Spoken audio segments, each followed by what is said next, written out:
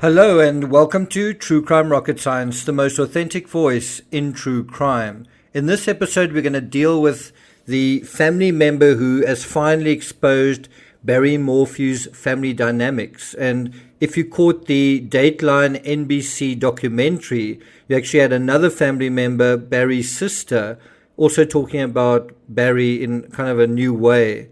This episode is going to be kind of a deep dive into a fascinating article from the Daily Beast. I'll put a link to that in the description, where at last we're getting some insight, some light shining into the black hole that is the family dynamic, in this case the Morphew family.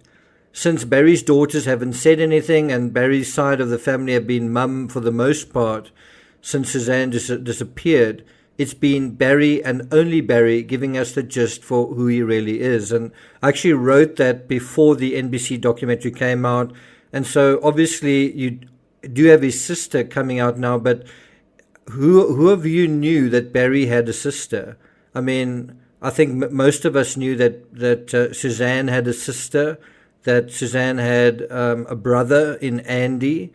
And did you know that Barry actually had a sister? Well, she's been silent for quite a long time, hasn't she? The gist of Barry's story thus far is that Barry's a hero, Barry's everybody's hero, and Suzanne seemed to have let everyone down. Did she run away? Barry's also been describing Suzanne as drunk or high on pills to the cops in his statements, and that's certainly based on the affidavit that's out there. I think it's fair to say that Jason Morphew, Barry's cousin, has the same impression of Barry that Barry has of himself. Barry's my hero.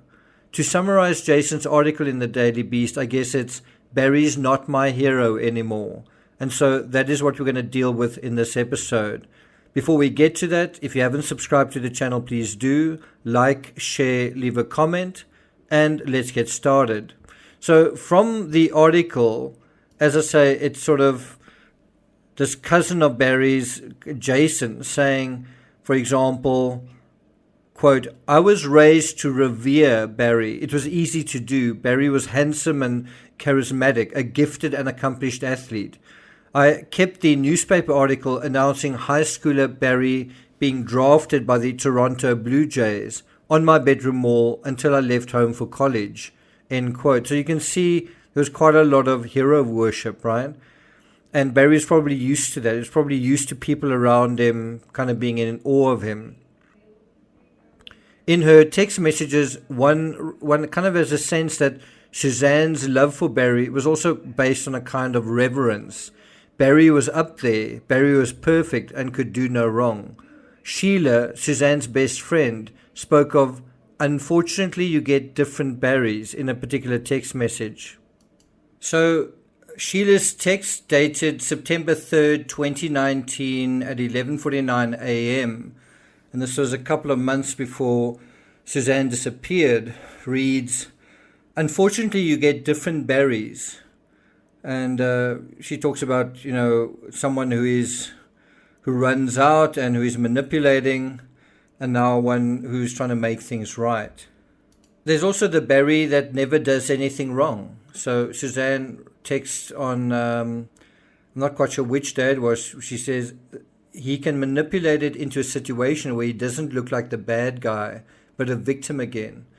And then I think Sheila says, does he ever do anything wrong? And so those around him, well, their purpose is little more than to admire him. But what happens when they no longer did? Or what happens when the light shifts and the burnish of heroism turns from gold to grey? Does Barry know how to not be a hero? Does he know how to have a job and pay his debts and be a faithful husband? All the sort of stuff that goes on in between being a hero. Does he know how to be like a normal person? What happens when those around him finally see through the hero mask? What use do they have then? And so there are these other texts about him changing like the wind as usual. Long text this morning of apology and declaration. She says, "It's sad, I feel bad. I don't want to cause him to have to do this. It's just become a point that the reality of what's never been there is sobering. And I've accepted what is. he can't change the core person, She also says, I was a broken girl just looking for stability and no confidence in who I was. He thinks we are great as long as he's getting what he wants. So on April 2nd, Suzanne seems to realize something had never been there all along, and that their relationship only worked as long as he's getting what he wants. I actually had a friendship with someone who was like that as well. He was the hero, and I was a sort of supporting actor, the wingman. And that was until I wanted to be the main actor in my own story, or I certainly wanted not to be in someone else's shadow. And I'm sure Suzanne felt the same way, but she also felt unequipped to leave. That's in her words. Sheila said to her, have you looked into next steps if you move toward getting out? And Suzanne responded, not really. I feel unequipped. Like all masks, the hero mask is a form of control and influence. When the mask slips, so does the control and influence. And then, what does the man under the mask do? Does he become the victim? Does he become manipulative? Because the urge to remain in control doesn't go away. The means to maintain the control simply shifts. In the Morphew family, the one thing holding the couple together, exerting a kind of automatic control over both of them, was money. And in a text, Suzanne actually said that. She said, I'm sure he won't make it easy. He has always wanted control. Then she goes on to say, I can't do anything until we get our full payment for the house, maybe January. And then I also think to some extent the children formed a means, a mechanism, a kind of series of strings and chords exerting control. And Suzanne also references this, where she says, he thinks I'm holding on till after Mace graduates at least. He probably thinks I'm not strong enough to do it, given the finances. Now, take the money out of the equation and someone, the one with the money, gets a new proxy for control. If I can't control you, then with this money, I'll have more control over other things. And now we really want to go into the meat and potatoes of this particular article of what Jason is saying. So the question is, how do the new dynamics reinforce what we know? So quoting from the article, quote, Barry and I were raised in religious households, a situation that led to much strife in my home and has led to my being largely estranged from both sides of my family, end quote. And this is a very important factor because religion comes up in the fabric of this case, and you've got to ask how and why.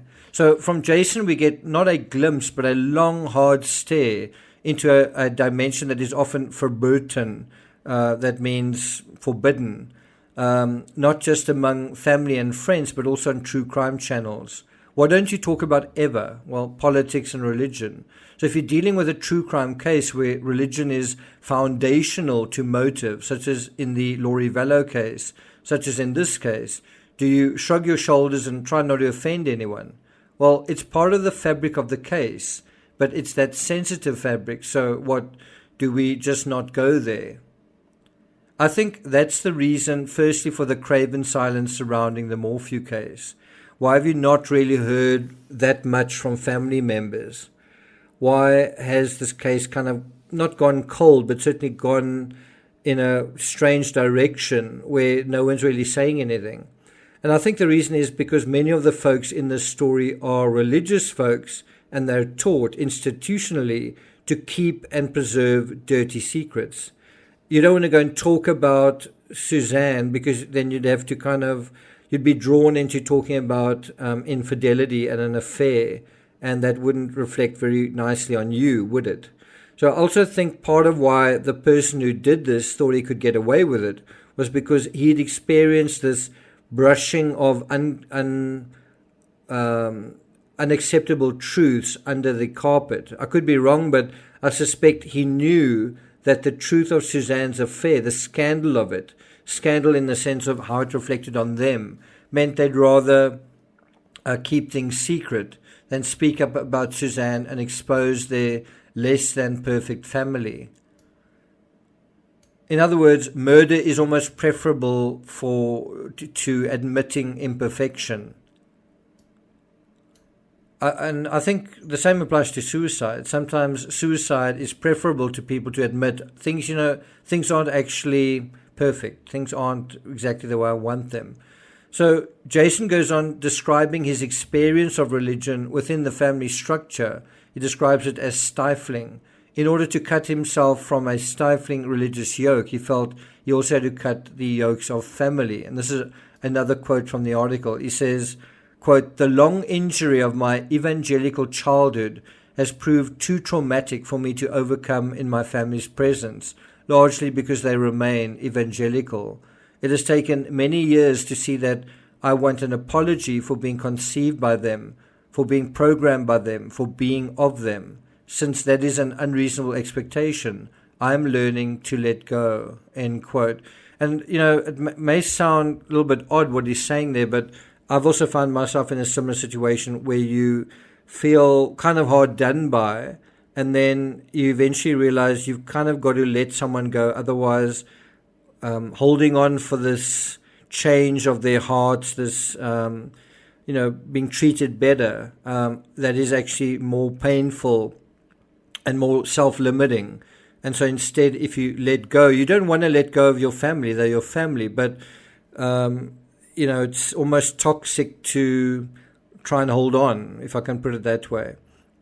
Another creator sort of took issue with him referring to this word evangelical. I must say, it doesn't really bother me at all. It's giving you a sense of what he's talking about. It's just really he's talking about his religious childhood. Whether you want to call it Christian or evangelical, it's the same thing. It's basically that he didn't feel...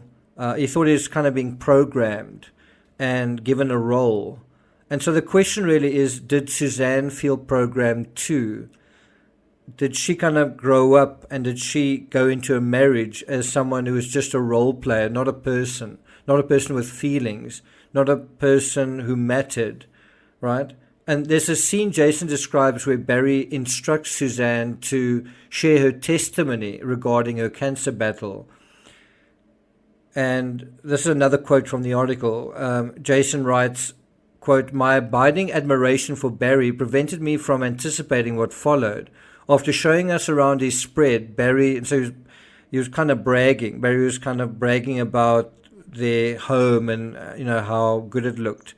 So after showing all of that off, Barry, Suzanne, Lauren, and I, that's Jason, sat in Barry's living room chatting. Suzanne was kind and warm. Then, as Lauren and I started to say our goodbyes, Barry turned to his wife and said, Barry turned to Suzanne and said, 'Would you share your testimony?'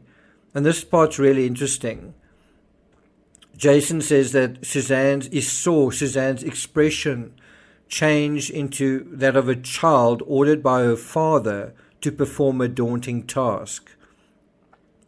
And so apparently she pulled up her ottoman and dutifully recounted the story of her struggle with Hodgkin's lymphoma, also of her doctor telling her that she wouldn't be able to have another child, and then the remission and the miracle baby that followed. In a way, it reminds us a bit of Shanann Watts' story, except instead of Hodgkin's lymphoma, it's lupus. But all of this was kind of centered, flowing from Suzanne's unwavering faith in Christ. I'm not sure if I'm going to be able to take this episode too much further. I might need to break it into two parts. Firstly, because of my voice, it's not really standing up, and secondly, because I'm doing a live stream not that long from here, and I've kind of got to edit it. So if this video doesn't sync very well, it's just because I don't really have time to take hours and hours to, edit and sync the audio. But what this anecdote reveals is multi-layered in terms of dynamics. Because of the family's faith in God, there is a sort of parallel hierarchy where there's also a kind of unwavering faith and trust and belief in the hero man, in the head of the household, in the hero man as a sort of a man God, just as one follows what God instructs to the letter, because he's God and your job is to believe in him. In a pious family, your job is to follow what the hero man, the the head of the household. But he says, because he's a kind of God man, and your job is to believe him and obey him. And it's kind of biblical. I think it says in the Bible, wives, obey your husbands as you obey the Lord. So a husband might think, wow, I'm kind of in this house, I am God, right? Obey your husbands as you obey the Lord. And so the husband is the head of the wife, just as Christ is the head of the church people. It's quite a nice situation. If you're the husband, then you kind of get to say whatever you want and is biblical, and you shouldn't be questioned. That's what one could take out of that. And so with that mindset in place for years, it's easy to imagine being ill-equipped when the time dawns to start thinking, to start acting, to start doing things for oneself, because you're not used to doing it. You're used to being told what to do. You're used to being told what to think, how to act. When you've been under someone's control your entire life, how do you regain power over yourself? And if you do, what do you do with it? If someone has been controlling you all the time, how do you get control? And when you do have control, what do you do with that control? You're out of practice. I mean, how do you recover an identity that's been shaped for so long by others? And in this case, it's not just shaped by your husband or somebody else. It's also shaped by the institution, of your belief system, where you're told to obey, and you find your identity in something else. In any event, Jason writes, quote, though Lauren and I were greatly moved by Suzanne's story, its command performance quality put us on guard. What he means by that is the way that she was ordered to do it kind of on command. It wasn't something she volunteered. And then he goes on to say, because of my evangelical training, I knew what was coming next. Barry thanked Suzanne for telling her story, then looked at me and said, Jason, do you believe in God? And he answered truthfully, sometimes. But he said inside he felt outraged and confused. And he goes on to just talk about that he'd actually been in this position himself. In other words, Jason had gone, I think, door to door every Wednesday when he was a teenager, to the neighborhood around the Second Baptist Church of Hot Springs, asking if the inhabitants accepted Jesus as their Lord and Savior. And I don't know, like this other creator was saying, she doesn't like the word evangelical, but that word is related to this whole idea of the spreading the good news. When you're an evangelist, when you take that particular aspect on, then the whole idea is to evangelize. It's the call to spread the good news. And so anyway, everyone has the chance to make a choice to save their soul. And so Jason was the last person, he said, who needed to be informed of the evangelical stakes via the evangelical process. I've actually also been in that situation myself. I used to do cycling tours, and it was part of raising money for a Afrikaans church. And we'd cycle from town to town. And then sometimes in these towns we would go door to door asking for money. I didn't really like doing it. I liked the cycling part, and I liked the sort of fellowship part and being with the other riders and seeing the countryside. But that was sort of part of, if you got to go on this tour and, eat meals and so all that kind of thing. Well, the other side of it was that you'd also have to go door to door and raise money. And then he goes on to say, Jason says, what I never realized when I was witnessing was that by imposing myself on strangers, lecturing them about what they already knew, I enacted a kind of violence on them. I must say it's really interesting philosophically where Jason is coming from. You don't really hear this sort of talk very often, and certainly never from Christians. And obviously Jason is a disaffected Christian, and he's saying, he realized now that he was imposing himself on other people. He was lecturing them and this felt like he was enacting a kind of violence on them, because you're essentially threatening somebody. You're saying, you have free will, you can do whatever you like, but if you don't do this, blah, blah, blah. And so he talked about interrupting precious leisure and family time to impose a memorized message that took no account of my audience's individual experience. And so there he's touching on this idea of stripping away a person's identity, stripping away their humanity in a way. And he's kind of asking the question, is this what happened to Suzanne? Was Suzanne stripped to a mere role? She's just a wife and she must do what her husband says. And so he was saying he was a robocall made flesh. And I think it's quite an interesting thing that he's saying there in context. Let me just read that again. He says, it took no account of my audience's individual experience. So what Jason's talking about here is a sense of being dehumanized. One is either accepted into the fold and into a kind of control, or rejected and discarded.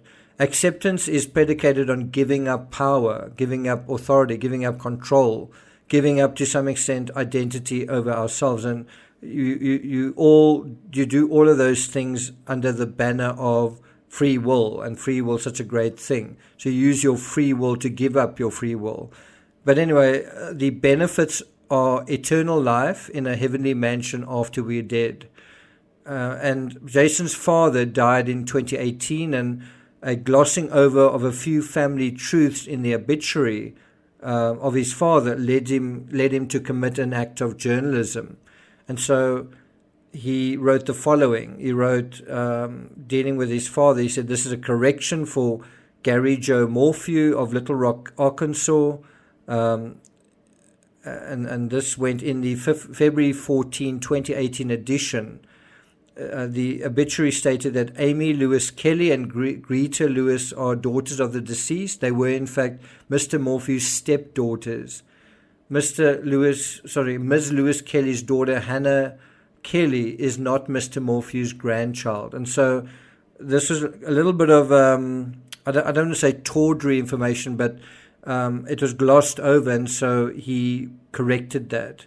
And so when Suzanne disappeared, Jason took a keener than usual interest in what was happening online, what was being reported, not so much trying to keep up with what was happening, but keeping track of misinformation, of errors, of a glossing over of reality by folks at the center of the story. And so Jason did what true crime writers do. He said that he set up a Morphew Google alert to keep track of information. And he said that is how he learned first about Barry and Suzanne's move from Indiana to Colorado, and then about Suzanne's disappearance. He said he sent a letter to Barry expressing his sympathy and offering his help. And then that Barry texted his gratitude. He said, thank you. And then in December 2020, this is the first Christmas after Suzanne was sort of no longer there, Barry texted him a photo of himself and his daughters smiling next to a Christmas tree. And in other words, Barry seemed to be communicating that the Morphew family were living happily ever after, and all was as it was meant to be in the aftermath of Suzanne's murder. And you kind of get the idea that Jason was sort of meant to think, oh, everything's okay. The family are fine. We don't know what happened to Suzanne, but that's okay. Now, a lot of people have said this with the Chris Watts case.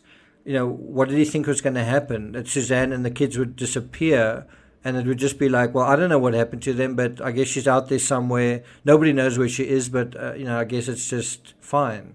Okay, so we're almost at 25 minutes. I'm not going to take it further than that. If there's interest in this video, I'll do a part 2. It's quite a long script that I wrote. I've kind of gone about halfway through it. If there's interest, I'll do part 2 to this.